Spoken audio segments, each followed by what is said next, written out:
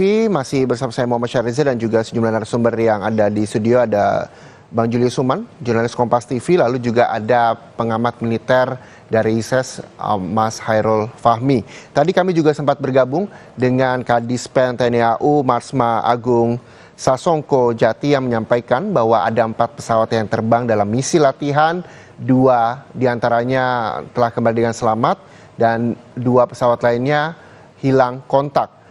Masing-masing pesawat ada 2 kru di sana dan 4 kru dinyatakan selamat, sementara 4 kru lainnya dinyatakan masih dalam pencarian. Pihak dari Kadispen TNI AU juga menyampaikan bahwa saat ini masih akan terus mendalami terkait dari penyebab jatuhnya pesawat TNI AU di Pasuruan dan belum mendapatkan informasi terbaru soal penyebab, lalu bagaimana dengan korban jiwa maupun korban luka di sana. Sementara pihak BPBD dan juga Polri masih dalam perjalanan menuju lokasi jatuhnya pesawat TNI AU. Saya akan ke Bang Julius, jurnalis Kompas TV yang juga sempat berkunjung ke pabrik buatan dari pesawat TNI AU yang jatuh di Pasuruan ini. Bang Julius, tadi Kadispen TNI AU juga menyampaikan bahwa pesawat ini memang dalam misi latihan dan ada 4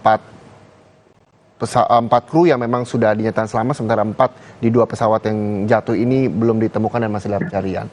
Dari mulai misi latihan ini sebenarnya dari pernyataan dari Kadispen TNI AU ini, menurut Bang Julius, apakah memang dalam kondisi sehat itu juga pasti diwajibkan untuk pesawat, dan sebelum pesawat ini hilang kontak, 2 pilot dari pesawat TT3111 dan juga TT3103 ini dalam keadaan kondisi sehat. Bang Julius melihatnya seperti apa hingga akhirnya hilang kontak, dan kami juga sempat berbincang bahwa ada kursi lempar atau kursi lontar begitu yang memang menjadi spesifikasi dari pesawat ini. Idealnya seperti apa sih, wajibnya seperti apa untuk pesawat dari pilot ini mengendarai pesawat tempur tersebut, Bang Julius?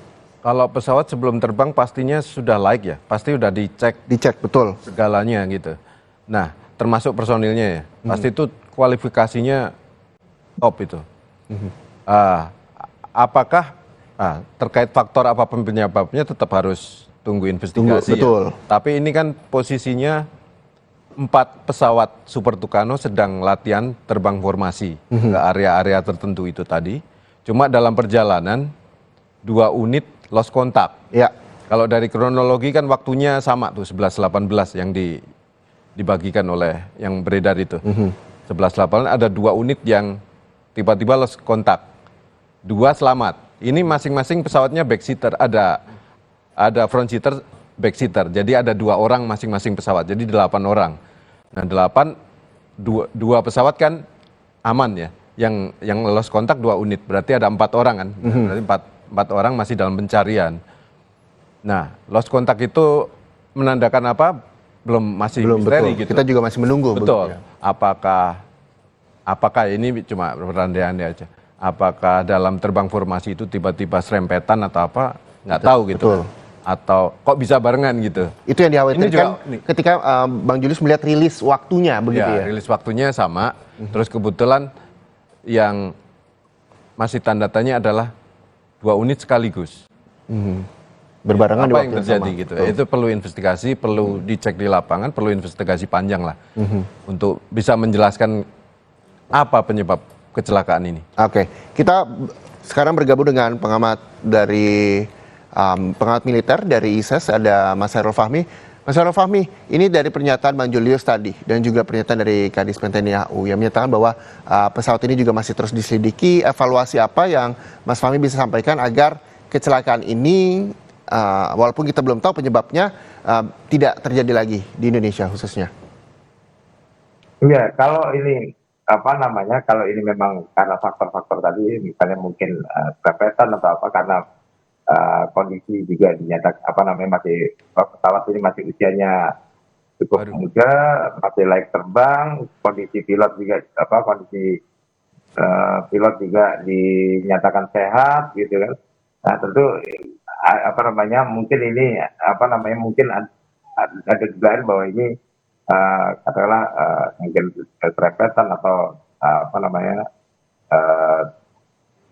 tabrakan begitu ya, crash gitu ya di antara kedua pesawat ini, bisa jadi seperti itu. Tapi ya tadi kita tunggu hasil investigasi faktualnya. Nah, yang mungkin bisa kita ingatkan adalah kalau ini misalnya terkait dengan katakanlah human error dan pemeliharaan gitu ya, karena kita tentu saja tidak bisa mengesampingkan ya dugaan-dugaan human error maupun pemeliharaan ini juga ikut berkontribusi pada kefatalan yang terjadi gitu kan. Ya walaupun untuk menjawab ini butuh audit yang komprehensif ya audit yang komprehensif ini terkait apa saja, misalnya ya terkait beban kerja, riwayat gangguan, kemudian catatan pemeliharaan dan perbaikan, juga terkait dengan ya katakanlah alokasi anggaran untuk pemeliharaan dan perbaikan perawatan pesawat ini. Tentu ini harus dikumpulkan juga, termasuk yang harus didalami juga ya bersamaan dengan pendalaman penyebab teknis dari kecelakaan ini. Nah, kita ya hanya bisa berharap bahwa kemudian hasil-hasil investigasi itu dijadikan bahan evaluasi dan pertimbangan dalam ya kebijakan yang menyangkut tata kelola pesawat-pesawat kita gitu ya, supaya kejadian-kejadian yang serupa ya yang di luar faktor force majeure gitu ya, itu bisa dihindari gitu ya, dan menjadi pembelajaran agar tidak terulang di masa depan.